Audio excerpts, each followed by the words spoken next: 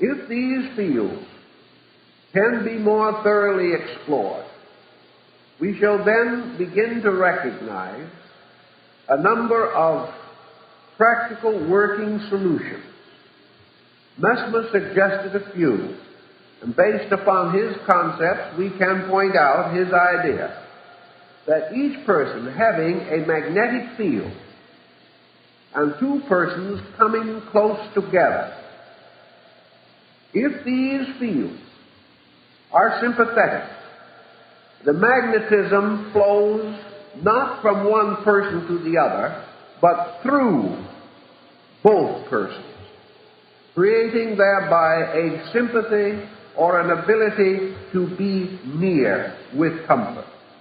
If, however, these magnetic fields are antagonistic, then the magnetism of each person is turned back upon himself, the result being an instinctive antipathy, a failure of friendship, or a failure of a desire to become acquainted with someone. It is also suspected that so-called inanimate objects have magnetic fields. And recent experimentation with certain hypnotic drugs, by means of which temporary psychic vision was artificially produced, has shown that certain things which we regarded as inanimate do have a life or energy of their own.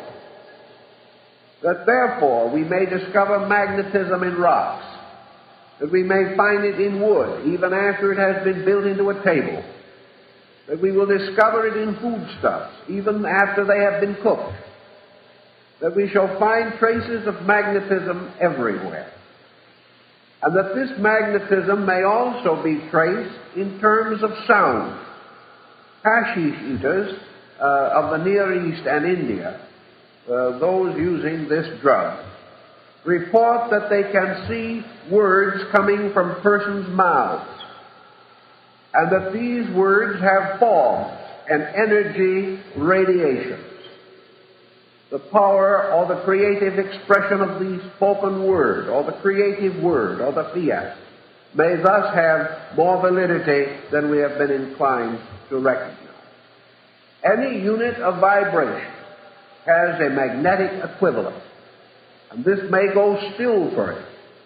It is conceivable that ideas have magnetic fields, that archetypal patterns, whether in nature or in man, are magnetic, that dream experiences are more or less sustained by magnetic energies, and that many very subtle things are actually magnetized in one way or another.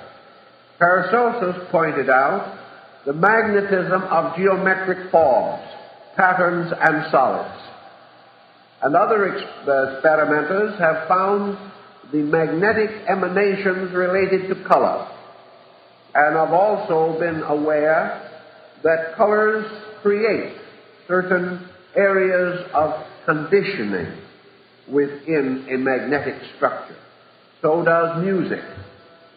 And practically every expression of art has its magnetic equivalence. Thus the subject, which seems to start as a rather small and perhaps highly specialized one, develops gradually into a large and general theme.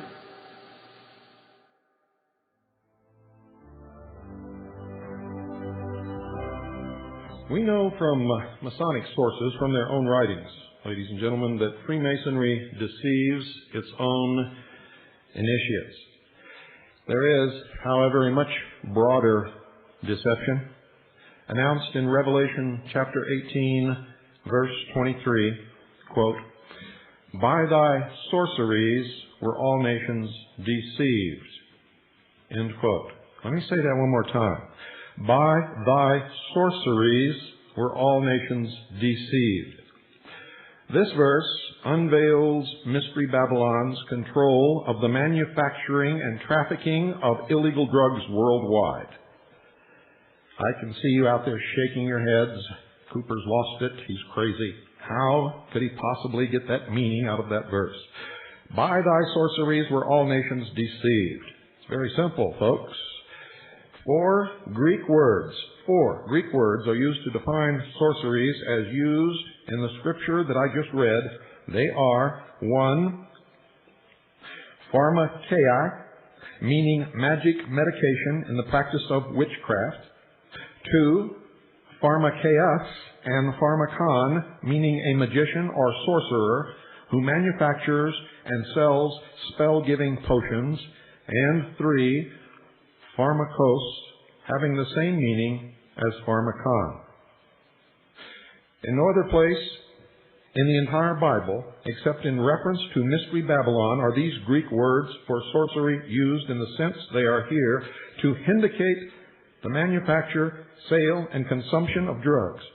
From them come our English form of pharmacist, pharmacy, and pharmaceutical. Does that blow your mind? We have already outlined the tradition and history of sorcery and drug use in both Freemasonries in previous episodes of the Hour of the Time. We suggested the extent of English Freemasonry's post-World War II drug empire, and we have traced the horror of Babylon's universal control of growing, manufacturing, distributing, and financing illegal drugs for the express purpose of deceiving the world into accepting her New Age Antichrist.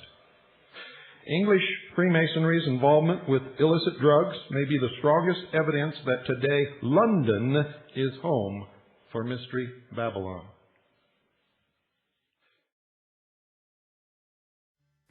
Open that shirt and slap